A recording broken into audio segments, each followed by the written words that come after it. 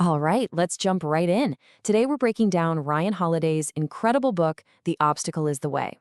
At its core, it's all about a timeless idea, how to turn our biggest struggles into our greatest strengths.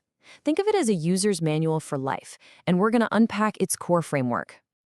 So, let's start with a really powerful question. I want you to think about that one thing that's keeping you up at night, that problem that feels like a brick wall right in front of you. What if it wasn't a wall at all? What if it was actually a doorway? And this is the secret sauce. These words come from the Roman Emperor Marcus Aurelius, written almost 2,000 years ago, and they hold the entire key. It's this amazing art of flipping obstacles on their head, making sure that the very thing that trips us up can actually be the thing that lifts us up. To really get a handle on this, let's look at an old Zen story. There was a king who worried his people had gotten a little soft, so he decided to teach them a lesson. He had a giant boulder placed right in the middle of the main road, completely blocking it, and then he just hid nearby to see what would happen. So for days, people would come up to the boulder, they'd complain, they'd get angry, and then they'd just turn back. Nobody even tried to move it. Finally, a single peasant came along. He strained, he struggled, he even fashioned a lever out of a branch, and eventually, he moved the rock. And what did he find underneath? A purse full of gold and this note. The obstacle itself held the opportunity. So the question is, how do we move our own boulders? Well, the answer lies in this really elegant three-part framework. And it all starts right here, with the first discipline, perception. Now, this isn't about pretending problems don't exist or just, thinking happy thoughts. It's all about how we see and understand what's in front of us. It's about taking back control of the story we tell ourselves. Okay, take a young John D. Rockefeller, just as he's starting his career. Boom, the panic of 1857 hits. The whole economy basically implodes. Everyone else is running around like their hair's on fire. But Rockefeller, he saw it as the greatest education he could ever ask for. He stayed calm, he watched where everyone else was going wrong, and he learned how to ignore the mad crowd. That composure, that ability to see opportunity inside of chaos, became the bedrock of his entire empire. Now, this is absolutely crucial. We have to understand the difference between objective reality, just the facts, and the subjective story we layer on top of it. So objective reality is, this thing happened. The story we tell ourselves is, this thing happened, and it's terrible, it's the end of the world. The whole first discipline is about learning to live in that first column and refusing to let that second one take over your mind. So how do we actually do that? Well, we use a mental toolkit. It's about forcing ourselves to be objective, to keep our emotions in check, and to actively look for the good in a situation. It's about steadying our nerves, putting things in perspective, and, this is the big one, focusing only on what we can actually control. These are real, practical skills you can build over time.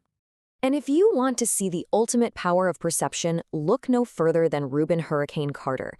This boxer was wrongfully sentenced to 3 life sentences. But he told the warden, "I will not be treated like a prisoner." They could cage his body, but there was no way they were going to touch his mind. He chose not to be harmed by his circumstances, and he poured every ounce of his energy into his legal case.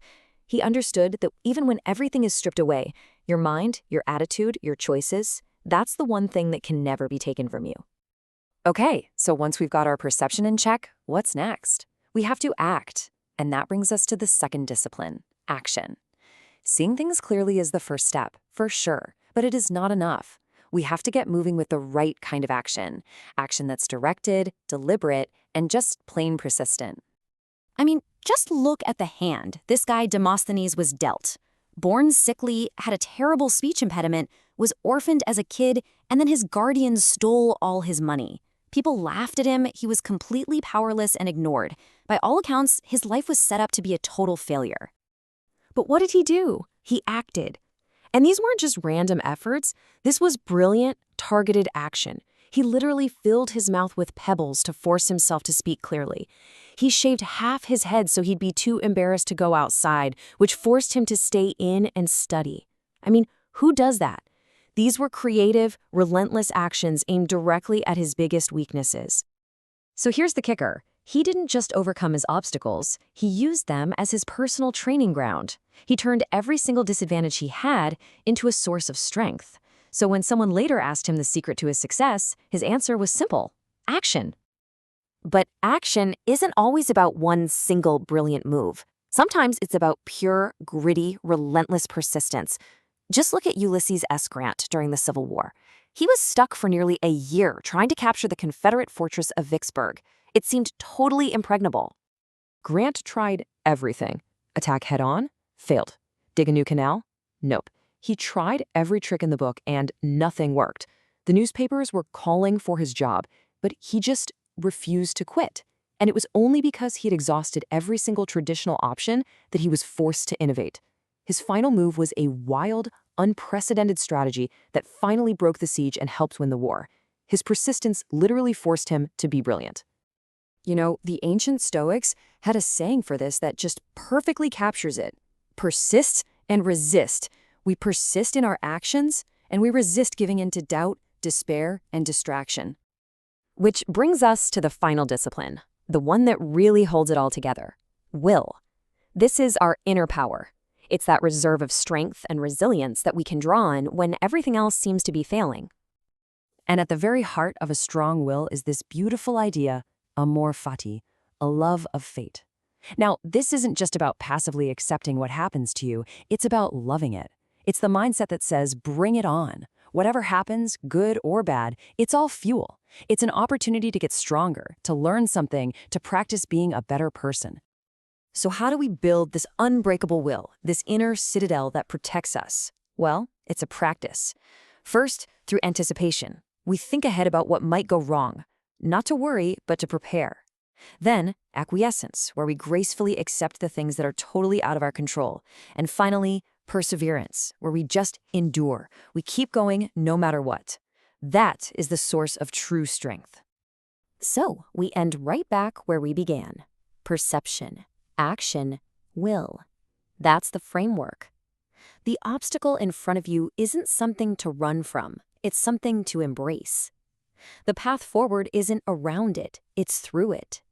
So the question isn't what your obstacle is. The real question is, what are you going to do about it? Because what stands in the way becomes the way.